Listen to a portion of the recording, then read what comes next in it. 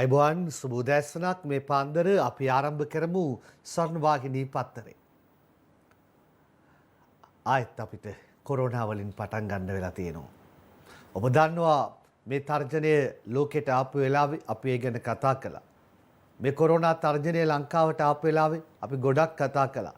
උදෑසන වැඩස්ථාන සමහර වෙලාවට දවස පුරාවම වැඩස්ථාන පුරාවටම කොරෝනා වෙනුවෙන්ම වෙන්නුණා. ඊට පස්සේ අපි ඒක මර්ධනය කරගත්තා. ඊළඟට දෙවන රැල්ලක් ආවා. ඒ දෙවන රැල්ල ඔඩු දිව්වා. ලක්ෂයකට ආසන්න සංඛ්‍යාවක් දක්වා ආසාදිතයන් වාර්තා වෙන්න ගන්නේ ඒ දෙවන රැල්ලේ වර්ධනයත් එක්කයි. ඊට පස්සේ අපි ඒකත් පාලනය කරගෙන 200ට අඩු සංඛ්‍යාවකටම දෛනික ආසාදිතයන් බස්සගත්තා. දැන් ආයේ තුන්වෙනි රැල්ලක අවදානමක් ඇවිල්ලා. ඒ හින්දා අපි නැවත වතාවක් ඒ ගැන කතා කරමු. අද ලංකාදීප පත්තරේ ප්‍රධාන ශීර්ෂ පාඨය මේ තුන්වෙනි රැල්ලක අවදානමක් සෞඛ්‍ය අංශයෙන් දැඩි පියවර 8ක් රංජන් කස්තුරිලියන්. දිනකට PCR 15000ක්. අලුත් අවුරුදු උත්සව කාලයේදී ජනතාව නොසැලකිලිමත් ලෙස කටයුතු කිරීම හේතුවෙන් රට තුළ COVID-19 වෛරසය තදින් පැතිර යාමේ දැඩි අවදානම් තත්ත්වයක් මතුවී ඇති නිසා දැඩි තීන්දුව කීපයක්ම ක්‍රියාත්මක කිරීමට සෞඛ්‍ය අමාත්‍යාංශය ඊයේ තීරණය කළා තියෙනවා. ඒ අනුව දිනකට අවම වශයෙන් PCR පරීක්ෂණ 15000ක් බැගින් සිදු කිරීම, නිරෝධායන නීති දැඩිව ක්‍රියාත්මක කිරීම හා නිරෝධායන නීති කඩ කරන්නට එරෙහිව දඬුවම් ක්‍රියාත්මක කිරීම, විදේශයන්හි සිට පැමිණෙන පුද්ගලයන් සඳහා විශේෂිත නිරෝධායන නීති අලුතෙන් සකස් කිරීම ඇතුළු දැඩි පියවර 8ක් වහාම ක්‍රියාත්මක කිරීමට තීන්දුව කළ බව සෞඛ්‍ය අමාත්‍ය පවිත්‍රා වන්නිආරච්චි කියනවා. රෝහල්වල දැඩි සත්කාර ඒකකවල ඇඳන් ධාරිතාව වැඩි කිරීම, රෝගීන්ට අවශ්‍ය අදාළ හයි ෆ්ලෝ ඔක්සිජන් ලබා දීම, දත්ත රැස් කිරීමේ ක්‍රමවේදය ශක්තිමත් කිරීම, වෛද්‍යවරුන් හෙදියන් ඇතුළු සෞඛ්‍ය කාර්ය මණ්ඩල සඳහා ආරක්ෂිත ඇඳුම් වැඩිපුර ලබා දීමටද පියවර ගන්නා බව සෞඛ්‍ය ඇමතිනිය සඳහන් කරනවා. කොවිඩ් ආසාදිත බවට තහවුරු වූ රෝගීන්ගේ රෝග තත්ත්වයන් අනුව වෙන්වෙන් වශයෙන් ඔවුන් සුදුසු රෝහල් වෙත යොමු කිරීමට සැලසුම් කිරීම, ඉදිරියේදී කොවිඩ් රෝගීන්ට ප්‍රතිකාර කිරීමට රට පුරා අලුතින් තවත් රෝහල් හඳුනා ගැනීම හා ඒවාට අවශ්‍ය වෛද්‍ය පාසුකම් සැපයීමට කඩිනම් පියවර ගන්නා බවත් පවිත්‍රා වන්නිආරච්චි කියනවා. වෙනත් රෝග සඳහා දෛනිකව රෝහල්ගත වන රෝගීන්ට ලබා දෙන බාහිර හා නේවාසික ප්‍රතිකාර සේවාවන් සහ ශල්‍ය කර්ම ශක්තිමත්ව පවත්වාගෙන යාමට පියවර ගන්නා බවත් සෞඛ්‍ය ඇමතිවරිය සඳහන් කළා තියෙනවා. මෙන්න කතාව. ආදරණීය රටවැසියනි, ආදරණීය පුරවැසියනි, ඔබට ඇහුණා නේද? තුන්වෙනි රැල්ලක අවදානමක් සෞඛ්‍ය අංශයෙන් දැඩි පියවර 8ක් ගන්න තීරණය කළා තිබෙනවා. ඒ අද ලංකාදීප පත්තරේ ප්‍රධාන ශීර්ෂ පාඨය. මේ අද පත්තරේ ප්‍රධාන ශීර්ෂ පාඨය. IDH දැඩි සත්කාරයකගේ ඇඳන් සියල්ල පිරේ නදීෂානි පතිරණලියන්. අවුරුද්දෙන් පසු කොවිඩ් රෝගීන් ඇතුළත් කිරීම ඉහළට. IDH රෝහලේ COVID-19 ආසාදිතයන් වෙනුවෙන් වෙන් කළ දැඩි සත්කාරයකගේ ඇඳන් සියල්ල මේ වන විට පිරී ගොස් ඇති බව එම රෝහලේ අධ්‍යක්ෂ වෛද්‍ය හසිත අත්තනායක අද පත්තරයට කියනවා. පසුගිය මාර්තු මාසයේ වන විට IDH රෝහලට ඇතුළත් කරනු ලැබූ රෝගීන් ප්‍රමාණයට සාපේක්ෂව සිංහල අලුත් අවුරුද්දෙන් පසු COVID-19 වෛරසය ආසාදිත රෝගීන් ඇතුළත් කිරීමද සංඛ්‍යාත්මකව ඉහළ ගොස් ඇති බවත් ඔහු සඳහන් කිරීමක් කළා තියෙනවා. IDH රෝහලේ කොරෝනා රෝගීන් වෙනුවෙන් දැඩි සත්කාර ඇඳන් 8ක් වෙන් කර තිබෙනවා. මේ වන විට මේ ඇඳන් සියල්ල පිරීලායි තිබෙන්නේ. ඒ වගේම අනිකුත් වාට්ටුවලත් කොරෝනා වෛරස් ආසාදිත රෝගීන් ඇතුළත් කිරීමේ වැඩිවීමක් අවුරුද්දෙන් පසුව පෙන්눔 කෙන්වා යයි රෝහල් අධ්‍යක්ෂකවරයා සඳහන් කරනවා. ආදරණීය රටවැසියනි, ආදරණීය පුරවැසියනි, ඇහුණා නේද? IDH දැඩි සත්කාරයකගේ ඇඳන් සියල්ල පිරෙයි අවුරුද්දෙන් පසු කොවිඩ් රෝගීන් ඇතුළත් කිරීම ඉහළට. ඊළඟට අද ලංකාදීප පත්තරෙම තවත් කතාවක් ඔබට අරන් කිව්වොත් මේකේ විශේෂත්වය මෙවර දරුවෝ තරුණයෝ කොරෝනා අවදානමක නිමන්ති රණසිංහලිය. තරුණ සහ ළමා පරපුර අතර කොරෝනා වෛරස් ව්‍යාප්තිය වීමේ අවදානමක් මතුව ඇති බවට වාර්තා ලැබී තිබීම හේතුවෙන් ඒ පිළිබඳ විශේෂ අවධානයෙන් පසුවන බව රිජ්ජේ ආර්යා ළමා රෝහලේ අධ්‍යක්ෂ විශේෂඥ වෛද්‍ය එස් විජේසූරිය සඳහන් කිරීමක් කරනවා. ඉකුත් දින කිහිපයේ කොවිඩ් ආසාදිතයන්ගේ වර්ධන වේගය ඉහළ ගොස් ඇති බවට ලැබී ඇති වාර්තා අනුව දරුවන් සඳහා ප්‍රතිකාර කිරීමට විශේෂ සූදානමකින් සිටින බවත් වෛද්‍යවරයා කියනවා. කොළඹ රිජ්ජේ ආර්යා ළමා රෝහලේ කොරෝනා ආසාදිත කිසිදු දරුවෙකු ප්‍රතිකාර නොලබන බවත් කොවිඩ් ආසාදිතව දරුවන් රෝහලට ඇතුළත් වූහොත් ප්‍රතිකාර ලබා දීම සඳහා විශේෂ ප්‍රතිකාර ඒකක පවා සූදානම් කර ඇති බවත් වෛද්‍යවරයා කියනවා. කොවිඩ් රෝගය වැළඳී මීට පෙර ප්‍රතිකාර ලැබූ ලදරුවන් සුව වී රෝහලෙන් පිටව ගොස් ඇති අතර එක් දරුවෙකු පමණක් මිය ගිය බව අධ්‍යක්ෂකවරයා සඳහන් කිරීමක් කරනවා. අවදානම තරුණ පරපුරට දරු පරපුරට ඇවිත් තිබෙන සේයාවක් පෙන්눔 කරන්නේ. ඒකත් එක්ක අපි දරු පරපුර සුවිශේෂීව ආරක්ෂා කරන්න අවස්ථාව කරගමු. ඒ අතරේ අධ්‍යාපන බලධරයනි පාසල් ටික ක්‍රියාත්මක වෙනවා. ඒ පාසල් පද්ධතිය රැක ගැනීම සඳහා වැඩපිළිවෙල දැඩි කරන්න තීර්ව කරන්න කියලා අපි මතක් කිරීමක් කරනවා. අදාළ පියවරයන් අවශ්‍ය නම් ඕනෑම පියවරකට ගිහිල්ලා සුදුසු පියවර ගන්න. මොකද මේ තුන්වෙනි රැල්ල කවදානම හමුවේ පාසල් පද්ධතිය ක්‍රියාත්මක වන මොහොතක් මේ තියෙන්නේ. දරුවෝ තරුණයෝ කොරෝනා අවදානමක කියලාත් සටහනක ඇවිල්ලා තියෙනවා. ඒ අතරේ ඊළඟට අද මව්බිම් පත්තරය දානවා. දැන් අපි ඉන්නේ අප්‍රේල් මාසේ 22 වෙනිදා. තවත් දින 8කින් පසුව මැයි මාසයේ උදා වෙනවා. මැයි මුල් සති දෙක තීරණාත්මකයි. බස්නාහිරින් ඊයේත් කොවිඩ් ආසාදිතයන් 189 දෙනෙක් සවනි ශේෂාදී ප්‍රයාශා හෙට්ටි හේවා එක්කයි ඒ වාර්තාවලිය. ඒ වාර්තාවෙන් කියන්නේ මෙන්න මෙහිමයි. නව කොවිඩ් ආසාදිතයන් 367 දෙනෙකු ඊයේ දිනේ වන විට හඳුනාගෙන තිබෙනවා. ඒ අනුව කොවිඩ් ආසාදිතයන් ඉහළ යන තත්ත්වයක් නිර්මාණය වෙමින් පවතින බව වාර්තා වෙනවා කියලා දාලා තියෙනවා. හැබැයි මේකේ ගණන් හෙලව් යාවත් කාලගෙන කරන්න ඕනේ. මේ ගණන් හෙලව් තවත් වැඩි වුණා. මම ඒක ගැන කියන්නට පෙර ආතුව අද ලංකාදීප පත්තරේ දාලා තියෙන කතාවකට ගිහිල්ලාම ඉන්න කුරුණෑගල ගමක් හුදකලා කරයි. යොහාන් බාස්වර සහ නිමල කොඩිතුවක් වලියන් කුරුණෑගල දිස්ත්‍රික්කයේ ගණේවත්ත ප්‍රාදේශීය ලේකම් කොට්ටාශයේ තිත්තවැල්ල ග්‍රාම නිලධාරී වසම ඊයේ රාත්‍රියේ සිට නැවත දැනුම් දෙනතුරු හුදකලා කළ බව යුද හමුදාපති ජෙනරාල් ශවේන්ද්‍ර සිල්වා කියනවා. ඒ අනුව ඊයේ 21 වෙනිදා රාත්‍රී 9 පමණ සිට තිත්තවැල්ගල ග්‍රාම නිලධාරී වසමේ හුදකලා තත්ත්වයේ ක්‍රියාත්මක වුණා කියලායි ලංකාදීප පත්තරය අද වාර්තාව පළ කරලා තියෙන්නේ. එතකොට ඊයේ මෙරටින් වාර්තා වුණු සමස්ත ආසාදිතයන්ගේ සංඛ්‍යාවේ දිගුවක් අද ලංකාදීපයේ දාලා තියෙනවා. කොරෝනා අලුතෙන් 516යි ඔක්කොම 97966යි සුවූ පිරිස 93668ක් රංජන් කස්තුරිලිය. කොරෝනා ආසාදිත රෝගීන් 516 දෙනෙකු ඊයේ හඳුනාගත් බව සෞඛ්‍ය අංශ සඳහන් කරනවා. ඒ අනුව මෙරටින් වාර්තා වන කොරෝනා රෝගීන්ගේ මුළු පිරිස 97966ක් දක්වා වැඩි වී ඇතැයි එම වාර්තා පෙන්වා දෙනවා කියලයි මේකේ දාලා තියෙන්නේ. ඒ අතරේ මා ඔබට කියන්න ඕනේ ඒක තවත් යාවත්කාලින කළා. දැන් ඊයේ ඔව් 516 හරි මෙරටින් වාර්තා වුණු ගාන. හැබැයි ඕකට 62ක් එකතු වෙන්න ඕනේ. ඔබ දන්නවද විදේශයන්හි සිට පැමිණි අය අතරේ ආසාදිතයෝ 62 දෙනෙක් හිටියා කියලා. මෙන්න ගණන් හිලව් මෙරට 516යි පෑලියගොඩ කොවිඩ් පොකුර කියලා තාමත් ඒක කියන්නේ. විදේශයන්හි සිට පැමිණි 62යි. ඒ අනුව ඊයේ සමස්ත ආසාදිතයන් සංඛ්‍යාව 578යි. ආසාදිතයන් දෛනික වාර්තා වීම 500 ඉක්මවා ගියේ දින ගණනාවකට පසුයි. ඒ අනුවයි තුන්වෙනි කොරෝනා රැල්ලක අවදානම අපිට පෙන්눔 කරන්නේ. ඒ අනුව මේ වන විට සමස්ත ආසාදිතයන්ගේ සංඛ්‍යාව 98000 සීමාව ඉක්මවා ගියා. ඒ 98050ක් ලෙසටයි හැඳින්වෙන්නේ. ප්‍රතිකාර ලබන සංඛ්‍යාව 3752 දක්වා මේ මොහොතේ රෝහල්ගතව ප්‍රතිකාර ලබන සංඛ්‍යාව ඉහළ ගොස් තිබෙනවා. මේ අවදානම් තත්වයකට පැමිණ තිබෙන අවස්ථාවක් විදිහටයි අපිට බලා ගන්න පුළුවන්කම ලැබෙන්නේ. ඒ කතාබහ අතරේ ඇස්ට්‍රාසෙනිකා එමත් නැත්නම් ඉන්දීය කොවිඩ් එන්නත ගැන ඊයේ පාර්ලිමේන්තුවේදී විපක්ෂ නායක අහනවා. ඒකට සෞඛ්‍ය ඇමතිනිය දෙනවා උත්තර. ඒක පත්තර වාර්තා කරලා තියෙනවා. අද පත්තරේ ඒකට දීපු සටහන ඔහොම බලන්න. ඉන්දීය කොවිඩ් එන්නත විදි 6කගේ ලේ කැටගැසිලා. තිදෙනෙක් මේ ඇති.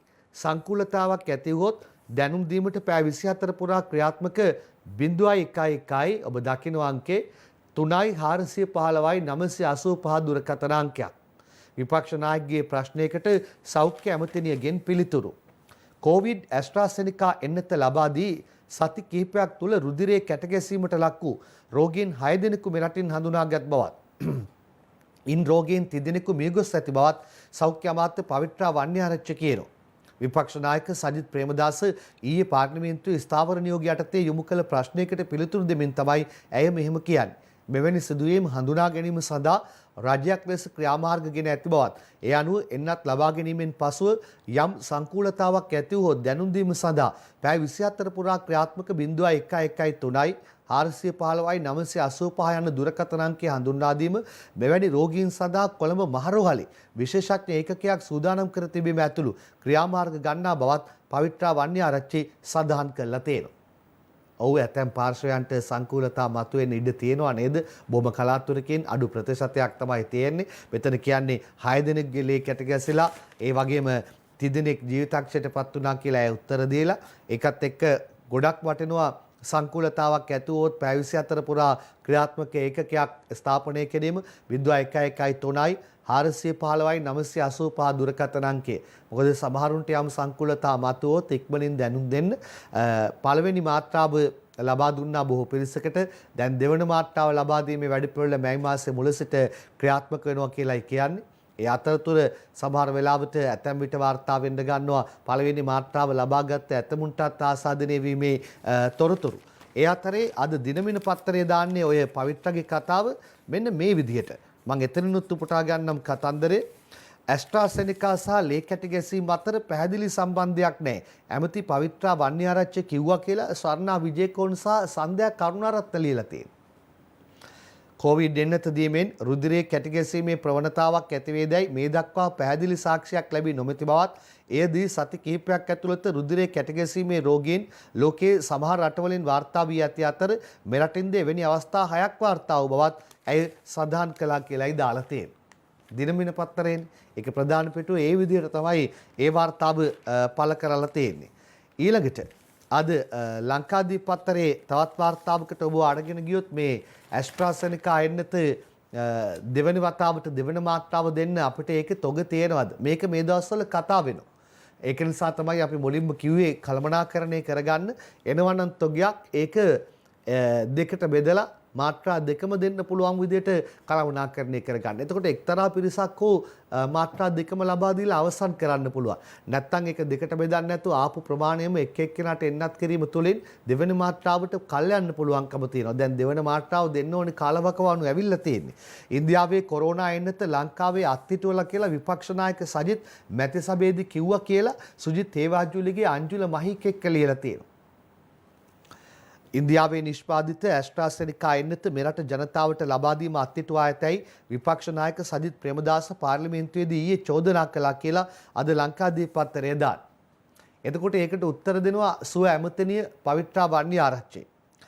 ඉන්දියේ එන්නත නවතානයේ දෙවැනි මාත්‍රාව එන මාසේ ඇමතිනිය පවිත්‍රා මැතිසභේදී පිළිතුරු දෙයි කියලා සුජිත් හේවාජුලිගේ සහ අංජුල මහීකලියෙන් ඇස්ට්‍රාසෙනිකා එන්නත මෙරට ජනතාවට ලබා දීම අත්හිටුවා ඇති බවත් එම එන්නතේ දෙවැනි මාත්‍රාව ලබන මාස මුලදී ලබා දීමට සැලසුම් කර ඇති බවත් සෞඛ්‍ය ඇමතිනි පවිත්‍රා වන්‍යාරච්චි පාර්ලිමේන්තුවේදී ඊයේ සඳහන් කරනවා. අයිත් මං කියන්න ඇස්ට්‍රාසෙනිකා එන්නත මෙරට ජනතාවට ලබා දීම අත්හිටුවා නැති බවත් එම එන්නතේ දෙවන මාත්‍රාව ලබන මාස මුලදී ලබා දීමට සැලසුම් කර ඇති බවත් සෞඛ්‍ය ඇමතිනි පවිත්‍රා වන්‍යාරච්චි සඳහන් කරලා තියෙනවා.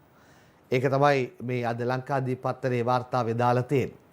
හොඳයි. දැන් ඒකත් එක්ක මේ ඇස්ට්‍රාසෙනිකා එන්නත අපි ගන්න ඉන්දියාවෙන් ඔක්ස්ෆර්ඩ් සහ ලන්ඩන් ගැන කතා බහ එන අතරේ අපි මේක ගන්නේ ඉන්දියාවෙන්.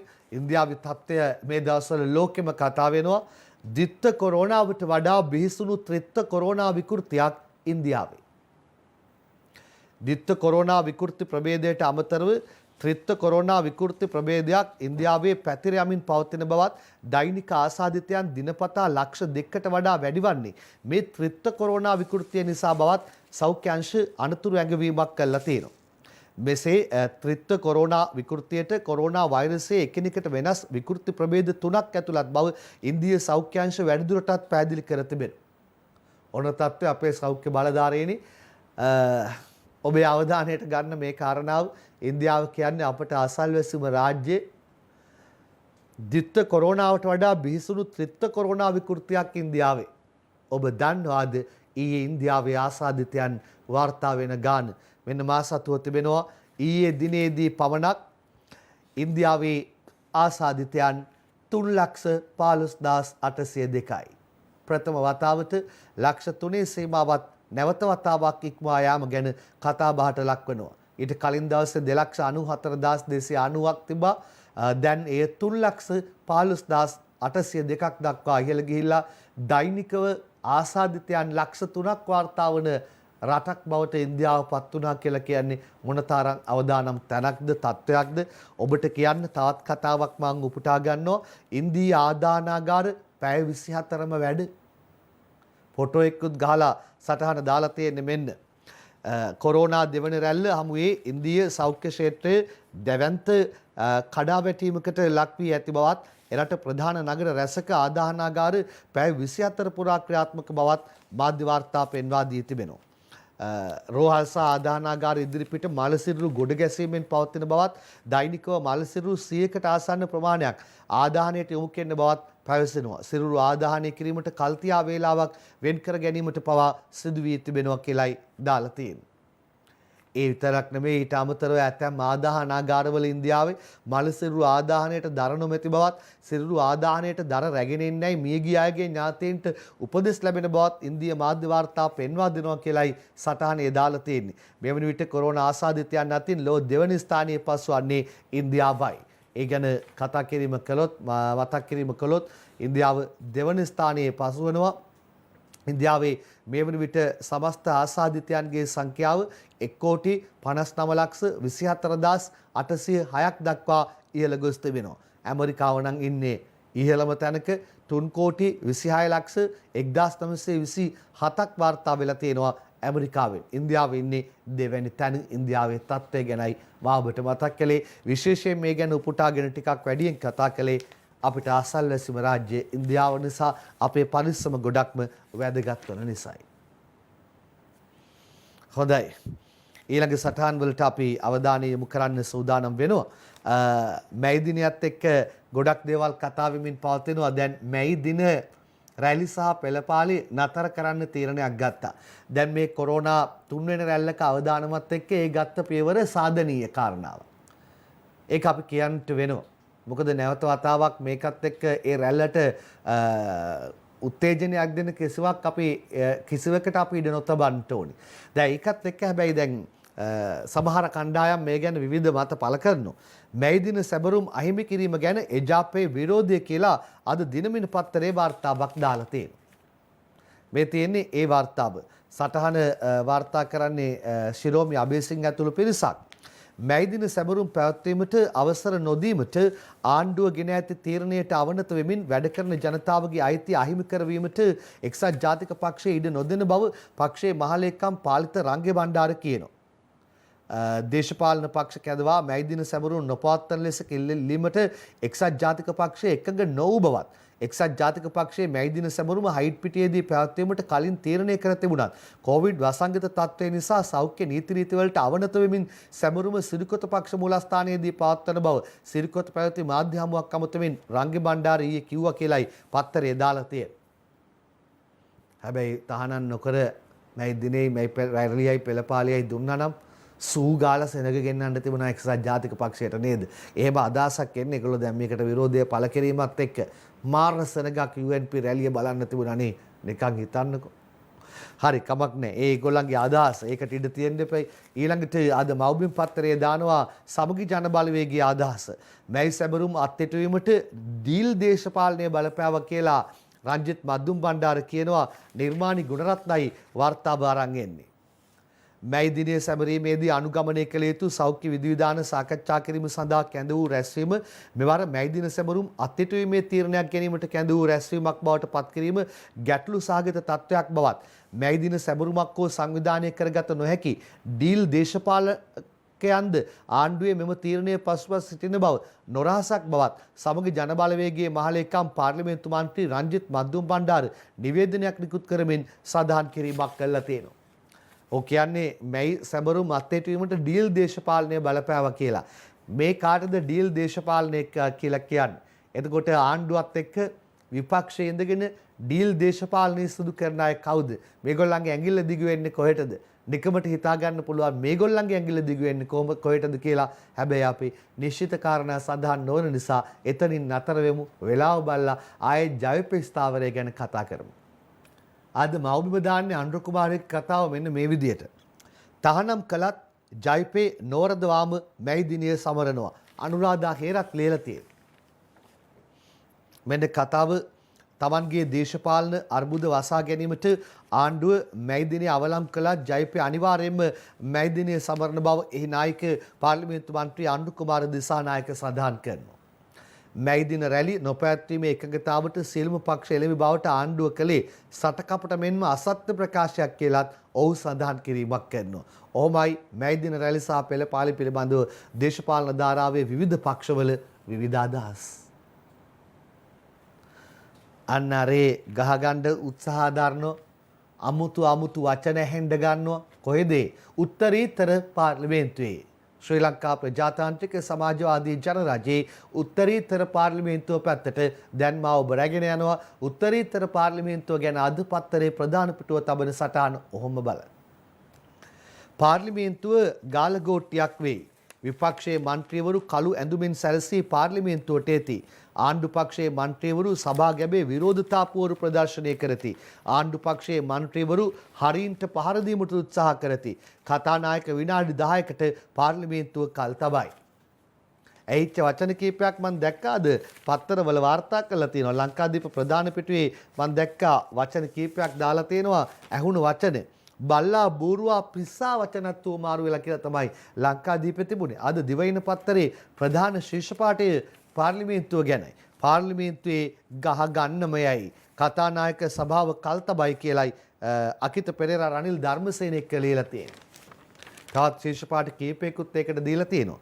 කතානායක සභාව කල්තබයි සමගි ජනබලවේග මන්ත්‍රීවරු කළු ඇඳන්නේ නැති මිනිමරුව කළු ඇඳගෙන ආණ්ඩුව පෝස්ටර් පෙන්වයි එහෙම කියලා පාර්ලිමේන්තු කාර්ය මණ්ඩලය සෙන්කෝලයේ රැකගැනීමේ සටන කියලාත් ඔන්න දාලා තියෙනවා.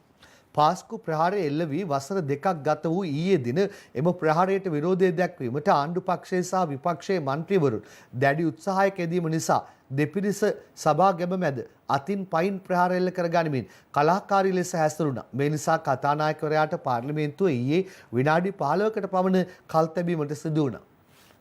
බලන්න ඔබ රට හදන්න නැත්තම් රට කරවන්න විපක්ෂයේ ඉඳන් කටයුතු කරන්න පාර්ලිමේන්තුවට තෝරලා යවන මේ മന്ത്രിවරු ඔබට සේවය සපයන්නට ඔබේ අවශ්‍යතා ඉටු කරන්නට අතින් පයින් ගහ ගන්නත් යනවා කියලා කිව්වම් ඔබ හිතන්නකෝ අන්න එහෙමයි ඒගොල්ලෝ ඔබ වෙනුවෙන් සේවයට කැපෙලා ඉන්නේ මොනෙන්ද අතින් පයින් උනත් සේවයට කැපෙලා ඉන්නවා පාර්ලිමේන්තුවේ ගාලගෝට්ටිය ගැන අපි දැන් බලමු.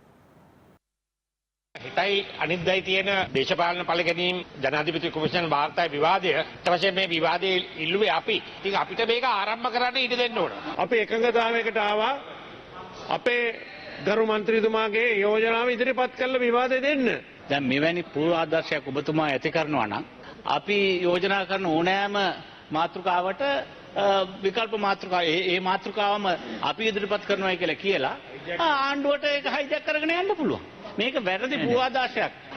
අපි ඊටාම පැහැදිලිව කිව්වා 100% දේශපාලන හා වද හිංසා ලැබුවේ අපේ හිතවතුන් හා අපේ පාපාක්ෂිකයන් ලැජ්ජනේ. ඔබලා කරේ වදදීම හා පලි ගැනීම. වෙන මොනවද කරේ? එතකොට අපිට තමයි අයිතිය තියෙන යෝජනාව ගේන්න. ඔබතුමාද කලුටයියක ඇදලා නැහැ. ඔබතුමාද කලුටයියක ඇදලා වුණා හොඳයි.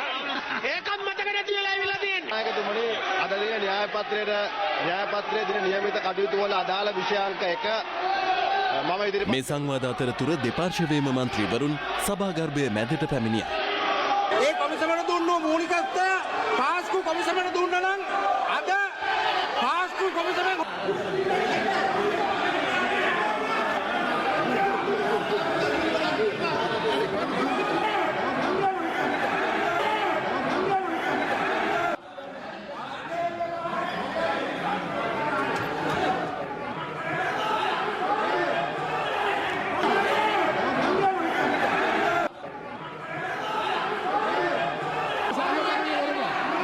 සාමකාමීව සමරම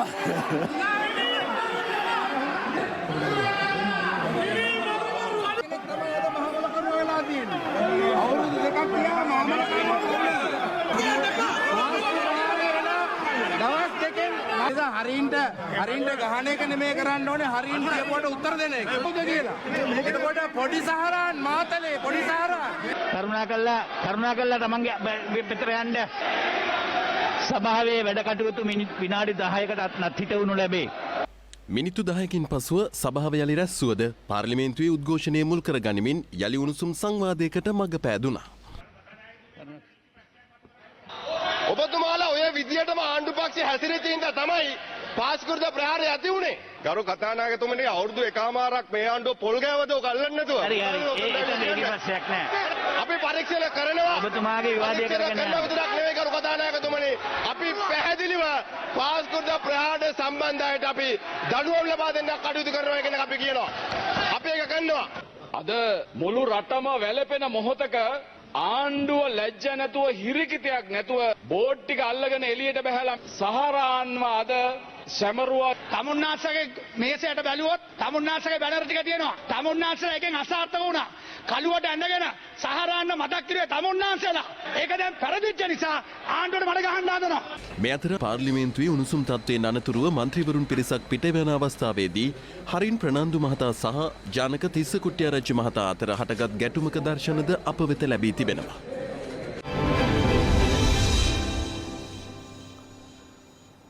එහෙමයි පාර්ලිමේන්තුව. එහෙමයි ඊයේ දවසේ ක්‍රියාත්මක වුණු ආකාරය. හරි එහාට යමු. අද ලංකාදීප පත්තරේ දානවා. අපි පාර්ලිමේන්තුවේ ඊළඟට යන්න වෙන තැනකට බන්ධනාගාර හොරාල්ලන්න CCTV කියලා ඉන්දිකාරාම නායක ලියන. කොළඹ බන්ධනාගාර පරිශ්‍රය හා ඉන් පිටත සිදුවන දූෂණ ආක්‍රමිකතා පරීක්ෂා කිරීම සඳහා ආරක්ෂිත කැමරා පද්ධතියක් සවිකිරීමේ කටයුතු ආරම්භ ඇති බව බන්ධනාගාර මාධ්‍ය ප්‍රකාශක පාලන හා පුනරුත්ථාපන කොමසාරිස් චන්දනේක නායක කියනවා. වැලිකඩ කොළඹ රිමාන්ඩ් මැගසින් වැලිකඩ කාන්තාංශය හා බන්ධනාගාර රෝහල් පරිශ්‍රවල කැමරා පද්ධති සවිකිරීමට කටයුතු ද ඇති බවත් කැමරා සවිකිරීමේ කටයුතු පෙරේදා සිට ආරම්භ කර ඇති බවත් ඔහු කියනවා. මේ ලබන අගෝස්තු මාසයට පෙර නිම කිරීමට බලාපොරොත්තු වන බවයි ඔහු සඳහන් කරලා තියෙන්නේ. බන්ධනාගාර හොරා අල්ලන්න CCTV මීට අමතරව කළුතර මහරහා මීගමු යන බන්ධනාගාරවලද කැමරා පද්ධති සවිකරන බවත් යුද හමුදාවේ සම්පත් දායකත්වයෙන් එම කටයුතු සිදු කරන බවත් ඔහු වැඩිදුරටත් සඳහන් කිරීමක් කරලා තියෙනවා. හොඳයි ඊළඟට අපි දිවයින පත්තරයට අවධානය යොමු කරන්නේ අද දවස ගැන දිවයින තබන සටහන ඕගලන්ට කියන්නටයි. මේමයි සටහන දාන්නේ ලෝක මිහිතල දිනය අද ජගත් කනහැර ආරච්චි එළියන්. ලෝක මිහිතල දිනය අදට යෙදී තිබෙනවා. අපේ පෘථිවිය යථා තත්ත්වයට පත් කරමු යන්න මෙවර එහි තේමාවයි. පරිසරය ඇතුළු මිහිතලය සුරක්ෂිත කිරීම සඳහා ලෝක ජනතාවගේ අවධානය යොමු කිරීම හා ඒ සඳහා වන කැපකිරීම පෙන්වීම මිහිතල දිනයේ ආරමුණයි. මිහිතල දිනය ප්‍රකාශයට පත් කරන ලද ඇමරිකාව ඇතුළු එක්සත් ජාතීන්ගේ රටවල් සියල්ලම පාහේ මෙවර මිහිතල දින සැමරුමට එක්ව සිටිනවා. ලෝක මිහිතල දිනය අද හම්බන්තොට ආපු විකිරණ නැව හරවා යැවේ. හම්බන්තොට වරාය වෙත පැමිණ තිබූ චීන නැවක විකිරණ ශ්‍රේලී ද්‍රව්‍ය ඇති බවට හෙළිවීම හේතුවෙන් එම නැවට වහාම එම වරායෙන් පිටත් වන ලෙස දැනුම් දුන් බව පරමාණුක බලශක්ති නියාමන සභාව සඳහන් කරලා තියෙනවා. ඒ අනුව ඊයේ උදෑසන වන විට නෞකාව හම්බන්තොට වරායෙන් ඉවත් කරගෙන ඇති බවයි වැඩිදුරටත් වාර්තා වෙදාලා තියෙන්නේ. ඒ තවත් කතාවක්. හම්බන්තොට ආපු විකිරණ නැව හරවා යැවේ. දැන් ඊළඟට අපි යන්න සූදානම් වෙනවා පෝට් සිටිය පැත්තට. එතනට මේ දවස්වල නොගියොත් නිකන් වැඩක් උනේ නෑ වගේ නිකන් මොකක් හරි අඩුවක් තියෙනවා වගේ. චීනයෙන් දුන් ශ්‍රේෂ්ඨාධිකරණ ගොඩනැගිල්ලේ සිටම පෝට් සිටිය චීන කොලනියක් කියම විහිළුවක් කියලා ජනාධිපති නීතිඥ රොමේෂ් ද සිල්වා කිව්වා කියලා ඒ.ජේ. අබේනායක ලියනවා. චීන රජය විසින් ඉදිකර අප රජයට පරිත්‍යාග කළ උපනිවාධිකරණ සංකීර්ණය තුළ සිටම කොළඹ වරාය නගරයේ චීන කොලනියක් බවට පත් කිරීමට උත්සාහ දරන බවට පෙත්සම්කාර පාර්ශවය මැසිවිලි නැගීම හාස්‍ය උපදවන කරුණක් වන්නේ යයි ජනාධිපති නීතිඥ රොමේෂ් ද සිල්වා ඊයේ ශ්‍රේෂ්ඨාධිකරණ හමුවේ ප්‍රකාශ කළා තියෙනවා. වෙනම කතාවක් සඳහන් කරලා තියෙන්නේ. චීනයෙන් දුන් ශ්‍රේෂ්ඨාධිකරණ ගොඩනැගිල්ලේ සිටම පෝට් සිටියේ චීන කොලනියක් කියම විහිළුවක් කියලා වෙන පැත්තකින් අදහස් දැක්වීම කරලා තියෙන විදියයි ඒ. ඊළඟට අපි යනවා තවත් කතාවකට අද පත්තරෙන්. වරාය නගරය ගැන පෙත්සම් විභාගයේ ආදාත් බුද්ධිමාල් රුබේරු ලියන. නාගරික සංවර්ධන අධිකාරිය හැර අනිකුත් ඕනෑම කොමිසම් සභාවකට විදේශිකයන් පත් කිරීමට ජනාධිපතිට බාධා නැහැ කියලා ජනාධිපති ලේකම් අතරමැදි පෙත්සම් වෙනුවෙන් පෙනී සිටි ජනාධිපති නීතිඥ රොමේෂ් ද සිල්වා එතනදී සඳහන් කරා කියලා පත්තරේ දාලා තියෙනවා. ඒ අතරේ වෙනම සටහනක් අද පත්තරේ දාලා තියෙනවා. ඕකත් මේ වරාය නගරයට අදාළයි. වරාය නගරයේ කුණු ගැන පොහොට්ටු മന്ത്രിවරුන්ගෙන් ඍජු පිළිතුරක් නැහැ කියලා නිදර්ශනී වික්‍රමසිංහ ලියන කතාවක් මේ. කොළඹ වරාය නගරයේ කසල බැහැර කරන ක්‍රමවේදය සම්බන්ධයෙන් බත්තරමුල්ල පැවති ශ්‍රී ලංකා පොඩ්ජන පෙරමුණ මාධ්‍යහමේදී මාධ්‍යවේදීන් විසින් සිදු කළ ප්‍රශ්න කිරීම සඳහා ඍජු පිළිතුරක් ලබා දීමට එම සමාජිකයන්ට නොහැකි වුණාලු. ඒ අනුව එහිදී මාධ්‍යවේදීන් ප්‍රශ්න කර සිටියේ කොළඹ නගරයේ කැලිකසල බැහැර කිරීමට හෝ නිසි ස්ථානයක් නොමැති තත්ත්වයක් මත වරාය නගරයේ කැලිකසල බැහැර කරන ක්‍රමවේදය කුමක්ද යන්නයි. පාර්ලිමේන්තු මන්ත්‍රීවරුන් වන ඩිලාන් පෙරේරා සහ අනුර ප්‍රියදර්ශන මෙම මාධ්‍යමෝට එක්ව සිටි අතර එහිදී ඔවුන් සඳහන් කර සිටියේ කසල බැහැර කිරීමේ ලෝකයේ පිළිගත් නවීන ක්‍රමවේද ඇති බවත් ඉන් එක් උපක්‍රමයක් භාවිතා කළ හැකි බවත් කියලායි දාලා තියෙන්නේ. ඒක ක්‍රමය මොකද්ද? අන්න ඒව පොඩ්ඩක් කියන්න ඕනේ. දැන් ඊළඟ පාරවත් ඔකට උත්තරයක් දෙන්න. වරාය නගරයේ කුණු ගැන මාධ්‍යවේදීන් ඇහුවා මොකද්ද මේ බැහැර කිරීමේ ක්‍රමවේදය කියලා. හා දැන් ඊළඟ පාරවත් උත්තරේ දෙන්නකෝ. ඒ ගැන ඒක ගොඩක් වටීවි. අනේ අරය අපේ රුපියල බාල්දු වෙලා ගියා. එකපාරට හිතා ගන්න බැරි තරමකට ශක්තිමත් වුණා. ආයේ බාල්දු වෙලා යනවා. ශක්තිමත් වූ රුපියල දින දෙකෙන් යලි කඩා වැටේ. මනීෂා චන්ද්‍රගුප්ත ලියන. එක්සත් ජනපද ඩොලරයට සාපේක්ෂව පසුගිය 19 වෙනිදා සැලකිය යුතු ලෙස අධි ප්‍රමාණීය වූ රුපියල දින දෙකකට පසු ඊයේ දිනේ යලිත් කඩා වැටී ඇත්තේ ඩොලරයේ විකුණුම් මිල රුපියල් 200ක සීමාවත් ඉක්මවා යමින් 19 වෙනිදා 191.97ක් ලෙස රුපියලේ සැලකිය යුතු අධි ප්‍රමාණයක් වාර්තා වුණා. ඒ වන විටත් එය රුපියල් 205කට ආසන්න නව ප්‍රමාණයක තිබූ පස්බිමකයි. එනමුත් ඩොලරයේ විකුණුම් මිල රුපියල් 290ක් ලෙස ඊයේ දිනේදී රුපියල යලි කඩා වැටීමකට ලක්ව ඇති බව ශ්‍රී ලංකා මහජන බැංකුව නිකුත් කළ දත්ත සටහන පෙන්වා දෙනවා. ඇත්තටම ඇයි එහෙම වෙන්නේ? අධි ප්‍රමාණය වුණා කියලා කොහොම අපිටත් සතුටක් දැනෙනවා. ඒ කියන්නේ අව ප්‍රමාණය වීම හේතු කොටගෙන ඉහළ ගිය භාණ්ඩ සේවා මිල ගණන් 15යි කියලා හිතුවා විතරයි. හිතනකොට අනිත් පැත්තට ආයෙත් යා පල්ලම් බහැලා තියෙද්දි මට මතක් වෙන්නේ මොකද්ද දන්නවද?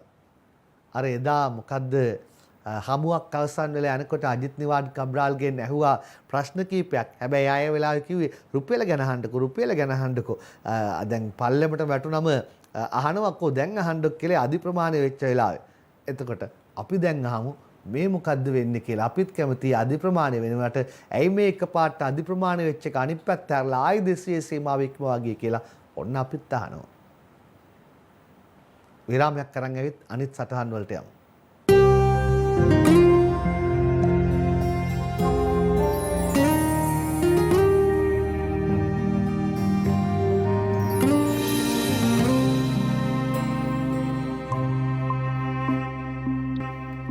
හොඳයි දැන් අප සූදානම් වෙනවා මේ මොහොතේදී ඊයේ පාස්කු දෙවසරක මතකයේ කතාවේ පත්තර වාර්තාවලට යන්න. අහන්නකෝ අද පත්තරේ ඡායාරූපයක් එක්ක දාලා තියෙනවා සටහනක්. ෆොටෝ එකක් පෙන්නලා සටහනක් කියවන්න හදන්න. ඒකට ශීර්ෂ පාඨයක් දීලා තියෙනවා ඔබ නැතිව ගියේ අපටයි. තමන්ගේ ඥාතියෙක් ළඟ වැළපෙන ඥාතියෙක්ගේ ඡායාරූපයක් සහිතවයි මේ සටහන දාන්නේ. හරි කොච්චර පණිවිඩයක් මෙතනින් කියවෙනවද මේ අවස්ථාවේ. පාස්කු ප්‍රහාරයට වසර දෙකකි. ප්‍රහාරය ගැන බොහෝ කිඹුල් කඳුළු දුටුවෙමු. වසර දෙකක් තිස්සේ වැරදිකරුවන් සොයයි.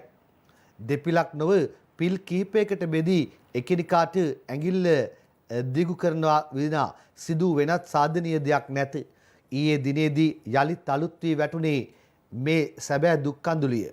මේ අහිමි වීම දැනින්නේ ඔවුන් අහිමි වී සිටි පිරිසටය. අහිමි වූ ඒ දුක දනිති.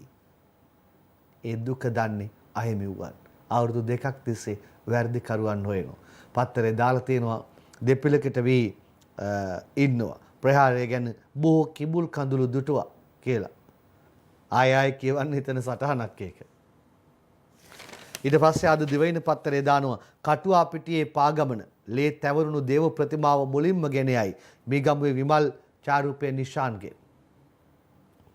කුරිරු අන්තවාදීන් විසින් එල්ල කරන ලද ත්‍රස්ත බෝම්බ ප්‍රහාරයෙන් මිගමුව කටුවාපිටිය දේවස්ථානය තුළ 2019 පාස්කු දේව මෙහෙට සහභාගී වී සිටි මියගිය බැතිමතුන් 115 දෙනා සිහි කිරීමේ විශේෂ දේවමයේ කටුවාපිටිය දේවස්ථානයේ අති උතුම් මැල්කම් රංජිත් කාදිනල්තුමාගේ මූලිකත්වයෙන් ඊයේ සවස පැවැත්වුණු අවස්ථාවේ ෆොටෝ එකක් තමයි මේ ගහලා දාලා තියෙන්නේ.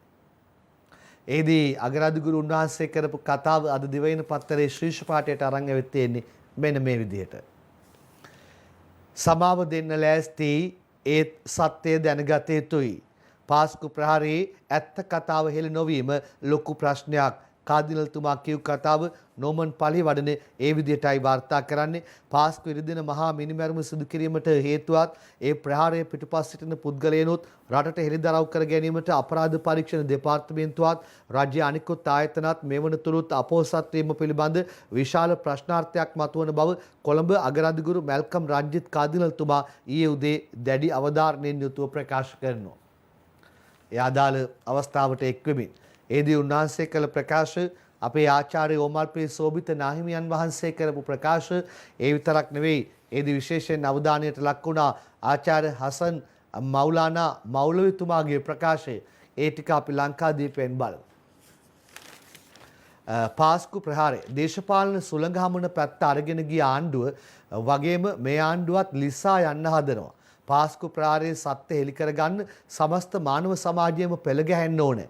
සමාව දීමට සූදානම් වුවත් ඇත්ත හෙළි කර ගැනීම කාගේත් අයිතියක් කියලායි කොළඹ අගරාදුගුරුතුමෝ සඳහන් කළේ. ඒ අතරේ ආචාර්ය ඕමල්පේ සෝබිත නාහිමියන් කියනවා දුරාචාරයේ ත්‍රස්තවාදයේ මැති සබේනුත් නැගෙනවා. රට වනසන හැම ත්‍රස්තවාදයක්ම නැති කළ යුතුයි කියලා.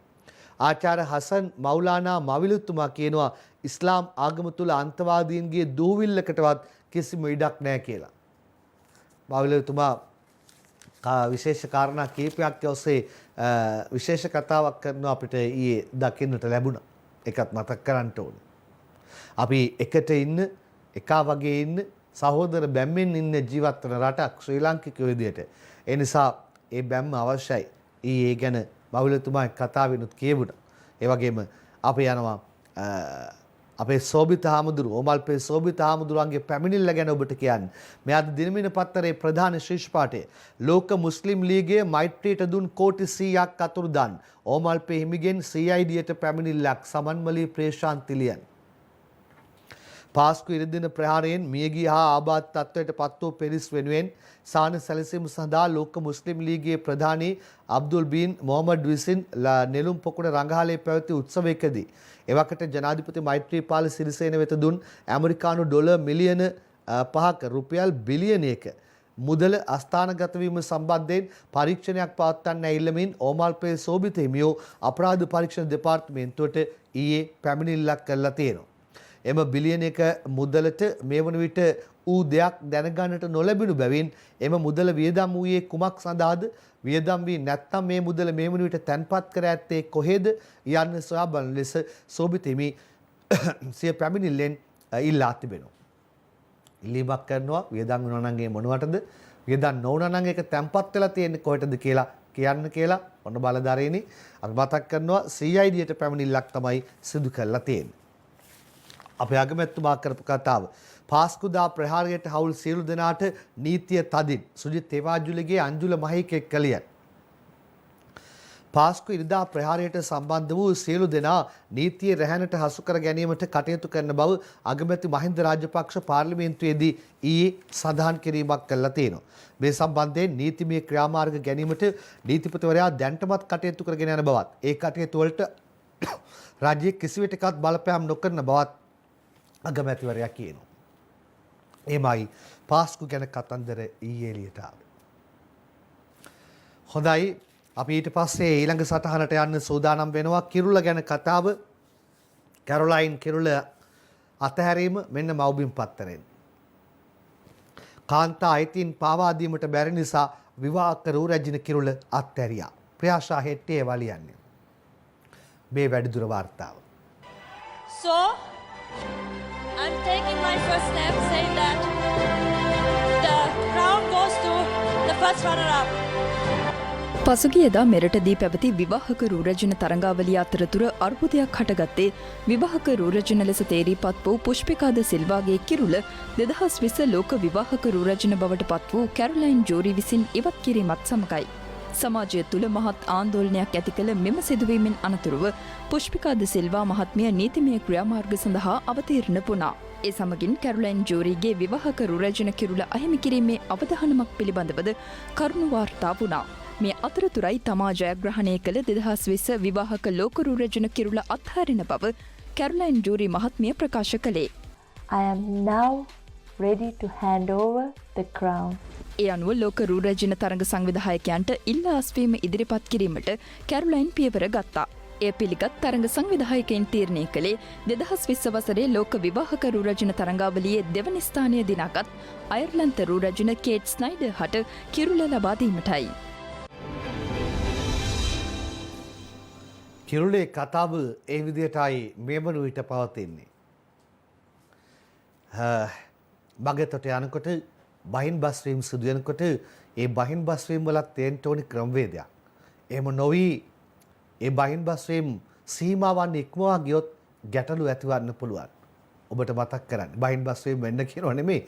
බහින් බස්වීම් නොවන්න වගේ බලා ගන්න යම් බහින් බස්වීමක වුණත් ඒවේ තියෙනවා ක්‍රමවේදයක් නේද? ක්‍රමවේදයේ ඉක්මවා ගිය බහින් බස්වීමකේ ප්‍රතිඵලයක් ඔබට කියන්න මේ සූදානම් වන්නේ. මොටෝරියක ගිය මවකට දුවකට හස්ත මුද්‍රාවෙන් ලිංගික අතවර කළයි තාත්තයි පුතයි අත්අඩංගුවට බණ්ඩාරගම බිමල්ලියන්. මෝටර් රථයක ගමන් කරමින් සිටි මවකට සහ දියණියකට හස්ත මුද්‍රාවෙන් ලිංගික අතවර කළයි පියකුත් පුතෙකුත් ඊයේ අත්අඩංගුවට ගත් බව කොළඹ දකුණු කොට්ටාශ ළමා හා කාන්තා කාර්යාංශය කියනවා. ඉකුත් 17 වෙනිදා මවක සහ දියණිය ඔවුන්ට අයත් මෝටර රථයෙන් ගමන් කරමින් සිටියේදී හැවුලොක් පාර ඊශ්වරීය ප්‍රදේශයේදී සැක්කාරු පියා සහ පුතා ගමන්ගත් වාහනයට මග අවහිර කළේයයි උරණව ඔවුන් ගමන්ගත් වාහනයට ඉස්සර කර මග අවහිර කරමින් පැමිණි සැක්කරුවන් කිරුළපොන බේස්ලයින් සංඥා පද්ධතිය අසලදී සැක්කාරු පියා හස්ත මුද්‍රාවෙන් මවට සහ දියණියට ලිංගික අතවර කර තිබූ බව පොලිසිය කියනවා. සැක්කරුගේ එම පහත් ක්‍රියාව මෝටර රථයේ ගමන්ගත් පැමිණිලිකාරියගේ දියණිය විසින් ජංගම දුරකථනයෙන් වීඩියෝ කර සමාජ මාධ්‍යවලට මුදා හැර තිබුණා. එම වීඩියෝ දර්ශන ඔස්සේ පරීක්ෂණ සිදු කළ කොළඹ දකුණ කොට්ටාශ ළමා හා කාන්තා කාර්යාංශයේ ස්ථානාධිපතිනි ප්‍රධාන පොලිස් පරීක්ෂක ඉනෝකා ඇතුළු කණ්ඩායමක් සැක්කරුවන් ගමන්ගත් මෝටර රථයේ ලියාපදිංචි අංකය ඔස්සේ පරීක්ෂණ පවත්වා පියාත් පුතාත් අත්අඩංගුවට අරගෙන තියෙනවා කියලායි දාලා තියෙන්නේ. පයින් බස් වීමක් වුණා. හස්ත මුද්‍රාවෙන් නිකන් ඔබට දැනනවානේ මොකද්ද මේ කියන්නේ කියලා මොකද්ද මේ සිද්ධිය කියලා. හස්ත මුද්‍රාවෙන් ලිංගික අතවර කළා. අන්තිමට වීඩියෝ කළා. Facebook දැම්මා. පොලිසිය කිව්වා තාත්තයි පුතයි අත්අඩංගුවට. ඔන්න මතක තියාගන්න වෙච්ච දෙයක්. හරි විදේශ වාර්තාවකට යන්න සූදානම් වෙන්නේ අර මතක ඇති කළු ජාතික ජෝර්ජ් ෆ්ලොයිඩ්ගේ ඝාතනය. ඒකේ දිගුවක් අද පත්තර දාලා තියෙනවා. කළු ජාතික ජෝර්ජ් ෆ්ලොයිඩ් ඝාතනය වර්ධකරු වුණු සුදු පොලිස් නිලධාරියා වසර 40ක් හිරේ. කළු ජාතික ජෝර්ජ් ෆ්ලොයිඩ්ගේ මරණය සම්බන්ධයෙන් සුදු පොලිස් නිලධාරී ඩෙරික් වර්ධකරු වුණා. ෆ්ලොයිඩ් ඝාතනය සම්බන්ධ නඩු විභාගයේ සති 3ක් තිස්සේ පැවැත්වුණු අතර ඊයේ එහි තීන්දුව ප්‍රකාශයට පත් කරන ලද්දේ 12 දෙනෙකුගෙන් සමන්විත ජූරි සභාවක් මගින්. ජූරි සභාවේ 6 දෙනෙකු සුදු ජාතිකයන් වුණු අතර ඉතිරි 6 දෙනා ඇමරිකන් කළු ජාතිකයන් මෙන්ම ඇමරිකාවේ වෙසෙන සෙසු බහු වාර්ගිකයන්ගෙන් සමන්විතයි කියලයි මේකේ දාලා තියෙන්නේ. වසර 40ක් හිරේ. ලෝකයේම අවධානයට ලක් වුණු කතා පුවතක් කළු ජාතික ජෝර්ජ් ෆ්ලොයිඩ්ගේ ඝාතනය වාහනයක් අසලදී ගෙල සිර කරගෙන සිටීමේ අවස්ථාව. හොඳයි ක්‍රීඩා වාර්තාවට යන්න හදන්නේ. අන්න බංගලාදේශයේ ගහනවම අරගැහිල්ලක් නජ්මුල් ශ්‍රී ලංකාවේ සැලසුම් අවුල් කරයි කියලායි දමින්ද විජේසූරිය ලියන්නේ. ඕවර දෙකක් හැරෙන්නට ඊයේ දිනේ යවුණු ඕවර 90 දීම සිය කඩුල්ල ආරක්ෂා කරගත් නජ්මුල් හොසේන්ගේ ප්‍රතිහාරය නිසා මහනුවර පල්ලකැලේ ක්‍රීඩාංගණයේදී පැවැත්වෙන පළමු ටෙස්ට් තරගයේ පළමු දිනය වූ ඊයේ සවස ක්‍රීඩාව නතර කරන විට බංගලාදේශ කණ්ඩායම මුල් ඉනිම වෙනුවෙන් කඩුළු දෙකක් පමණක් දැවී ලකුණු 302ක් ලබාගෙන සිටිනවා. පන්දු යවන්නන්ට හිත කර වෙයි කියලා හිතපු තැනක පිතිකරු පාරාදීසයක් කරගෙන තිබෙනවා ක්‍රීඩා කිරීම. ලකුණු 302යි කඩුළු 2යි දැවී ගොස් තිබෙන්නේ. නොදැවී ක්‍රීඩා කරනවා නජ්මුල් හොසේන් 126යි, නායක හක් නොදැවී 64යි, තමීම් ඉක්බාල් ආරම්භක ප්‍රතිකරුවා ලකුණු 90යි. මාර තැනක ඉන්නේ බංග්ලාදේශයේ පළමු දිනේ අවසන් වන විට. හොඳයි වාර්තා අවසන්. ඒ අතරේ ජනාධිපති මන්දිරයේ රාජ්‍ය අමාත්‍යවරුන් සමග මාසිකව පැවැත්වෙන සමාලෝචන රැස්වීමට ජනාධිපතිවරයා ඊයේ එක් වුණා. එහිදී රාජ්‍ය ආයතනවල කාර්යක්ෂමතාව ඉහළ නැංවීමට ඍජුව මැදිහත් වන්නේයි රාජ්‍ය අමාත්‍යවරුන්ට දන්වා සිටපු අවස්ථාවට අපි යමු. රාජ්‍ය අමාත්‍යවරුන් සමග පැවැත්වෙන මාසික සමාලෝචන රැස්වීම ජනාධිපතිතුමන්ගේ ප්‍රධානත්වයෙන් ජනාධිපති මන්දිරයේදී පැවැත්වුණා. එහිදී ජනාධිපති ගෝඨාභය රාජපක්ෂ මහතා ප්‍රකාශ කළේ මහජන සේවා සැපේන රාජ්‍ය ආයතන වලින් ජනතාව අපේක්ෂා කරන කාර්යභාරය ඉටු කර ගැනීමට නොහැකිය යන චෝදනාවට තිත තැබිය යුතු බවයි. ඒ රාජ්‍ය ආයතනවල වෙනසක් ජනතාව දකින්නේ නැහැ. කල් ගත වෙනවා, රස්තිය ආදු වෙනවා, දූෂණය තියෙනවා. මේක අපි අනිවාර්යෙන්ම අමාත්‍යාංශවල තියෙන ඒ ආයතනවල කාර්යක්ෂමතාවය දියුණු කරගන්නට මේ ඍජුවම මැදිහත් වෙන්න ඕන. ඇමතිවරු, රාජ්‍ය ඇමතිවරු, മന്ത്രിවරු මේ ආයතනවලට ගිහිල්ලා නිරතුරුවම මේක අධීක්ෂණය කරනවා නම් අපිට මේක හරිගස්ස ගන්න පුළුවන්. මොකද මේක තමයි මම හිතන්නේ ලොකුම ප්‍රශ්නයක් වෙලා තියෙන්නේ. ඉතින් තමන් යටතේ තියෙන ආයතන නිතරම අධීක්ෂණය කරන්නට ඕන. දැන් අපි මේ හැම ආයතනයකටම සභාපතිවරු පත් කිරීමේදී අපි යම්කිසි ක්‍රමවේදයක් අනුගමනය කරන්නේ. රාජ්‍ය ඇමතිවරුන්ට තමන් යටතේ තියෙන ආයතනවල සභාපතිවරුන්ව ඒ ප්‍රතිපත්තිමය අනුව වැඩ කිරීමේ අය අධීක්ෂණය කිරීමේ සම්පූර්ණ බලය තියෙනවා. අවශ්‍ය ඉලක්ක කරා ඒ අය එන්නේ නැත්නම් කියන්න අපි එතකොට ඒ අයව නැවතත් මාරු කරලා වෙනත් සුදුසු එක්කෙනෙක් දාගන්න ඕන. මතක තියාගන්න ඕන මේ අය මට හෝ අගමැතිතුමාට හෝ අවශ්‍ය විවිධාය නෙවෙයි දාලා තියෙන්නේ. කමිටුවක් පත් කළා ඒ කමිටුව මගින් තෝරලා දාලා තියෙන්නේ. මේ වෙනකොට අවුරුදු 1මාරක් ඒ ආයතනවල වැඩ කළා තියෙනවා. එතකොට රිසල්ට්ස් ගෙනල්ලා නැත්නම් ඉලක්ක වලට ඇවිල්ලා නැත්නම් අපි ඒ අය මාරු කරන්නට ඕන. අපි ජනතාවගෙන් දුරස් නොවි ජනතාවත් එක්ක වැඩ කිරීම ඉතාමත්ම වැදගත්. ජනාධිපතිවරයා අවධාරණය කර කරුණු කිහිපයක් ඒ. හොඳයි පත්තරවල ප්‍රධාන පිටු ඇතුල් පිටුවල සටහන් අවසන් කළා. අපි දැන් ඊළඟට සූදානම් වෙන්නේ කාටුන් පෙළට මේ විරාමයෙන් අනතුරුව.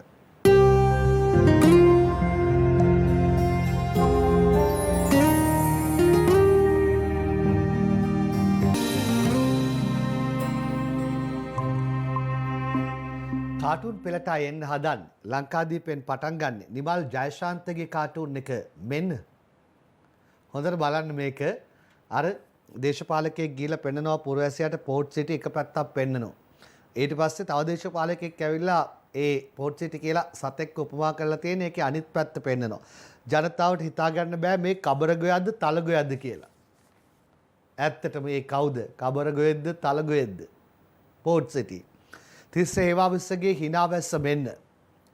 වරාය නගර පනත කියන බාල්දිය ඔළුවේ හලාගෙන දේශපාලකයෙක් ආජු තපරලා හිලා බීජු තපරලා හිලා කියලා නැටුමක් දාන හැටි.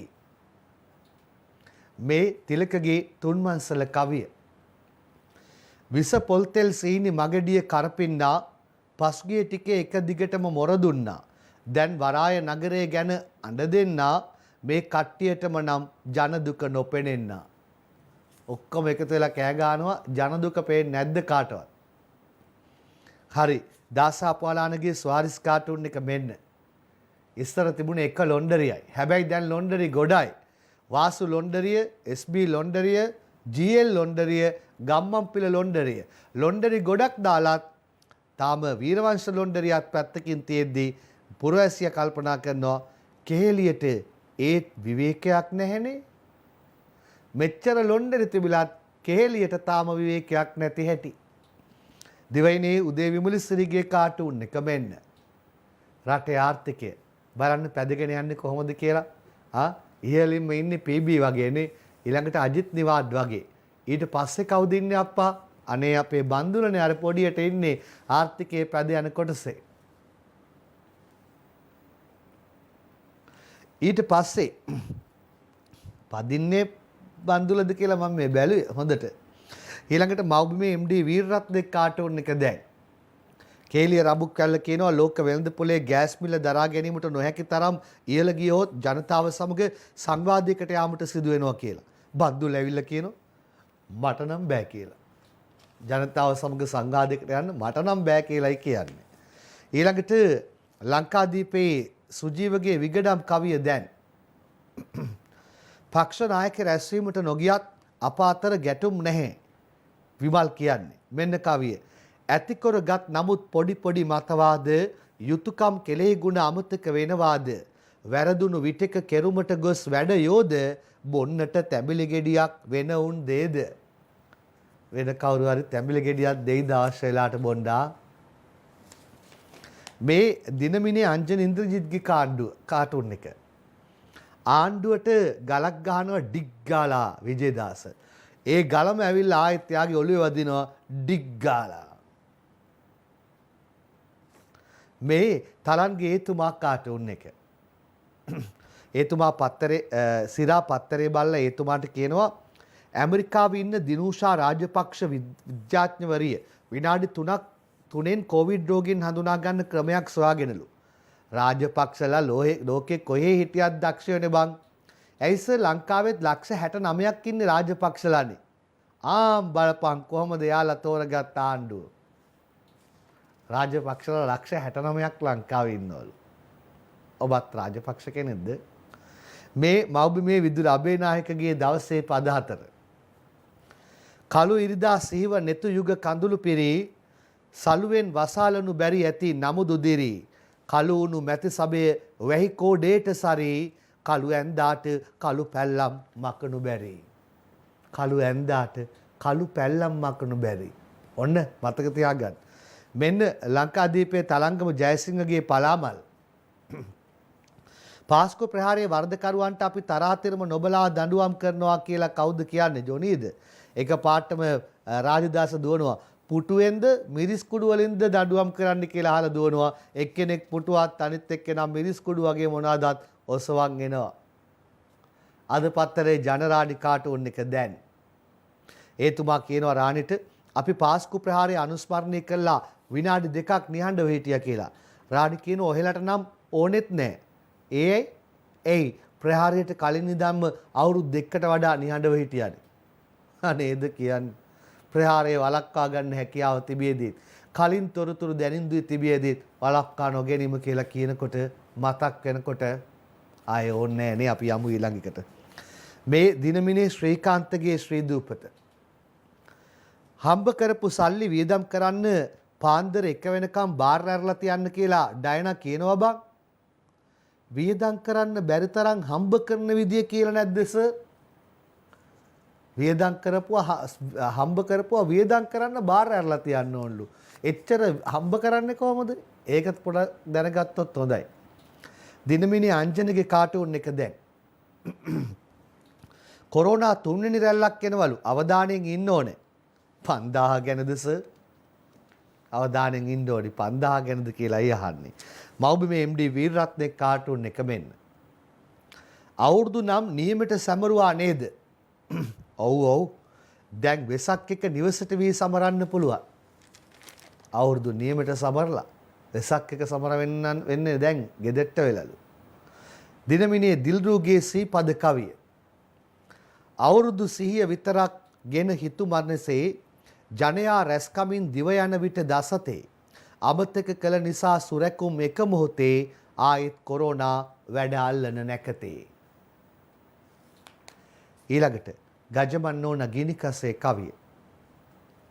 එසවිය හැකි නිසා හිස වෛරසය යලි නවතා දමනවලු මැයි පළවෙනිදා රැලි අයිතිය නොකිව්වට තලමින් පොළවේ වැලි කම්කරුවෝ එදාටත් කර ගනිති කුලි. එදාටත් කම්කරුවෝ කුලියක් කරගෙන ජීවත් වෙන්න වෙලා තියෙන්නේ. මේ අනුරාධගේ ඕකයි තත්ත්ව කවිය. කොවිඩ් නිසා මැයි රැලි තහනම් කරලා තීරණයක් තිබේ රට හමුවේ තබලා පෙන්වන්නට හිටිය තව නැටුමක් නටලා මෛත්‍රීපාල ඉන්නේ මල පැනලා. ඇයි ශ්‍රී ලංකා එක වෙනම මැයි රැලියකට සූදානම් වුණානේ. ඊළඟට ලංකාදීපේ දාසගේ කාටුන් එක. ශ්‍රී ලංකා නිදහස් පක්ෂයේ අත සලකුණ පැත්තට පාවාඩයක් එලන්නේ සරම ගලවලයි දයාසිරි. හොරගොල්ල පැත්තටයි පාවාඩේ විදියට සරම එලන්නේ එයිද ඇය ශ්‍රී ලංකා නිදහස් පක්ෂයේ පැත්තට. චන්ද්‍රිකාට කරපු ආරාධනාව සංකේතවත් කරලා තියෙන්නේ චන්ද්‍රිකා ශ්‍රී ලංකා නිදහස් පක්ෂයට එයිද නැවතත්. එයිද කියලා අහන්න තාම නැහැ කියලාමත් කියන්න පුළුවන්ද දන්නේ නැහැ. හැබැයි මේ ආරාධනාව පිළිගනීද? අවසානයේ තලන්ගේ අනේද කියන්නේ කවියෙන්. චන්ද්‍රිකාට යලි එන්නේයි දුර දුටුව අමුණයි දයාසිරි නූලට ඉදිකටුව එන්නේ ඒ තුමිය සිය පිරිවර කැටුව දුන්නොත් තමයි ගොයියෝ නායක පුටුව. ඇය එන්නේ නායක පුටුව දුන්නොත් කියලායි කවියෙන් කියන්නේ. අපි බලන්ගෙමු ඇයගේ ප්‍රතිචාරය කුමක්ද කියලා. අපි හමු යමු ලෝක සිතියමේදී.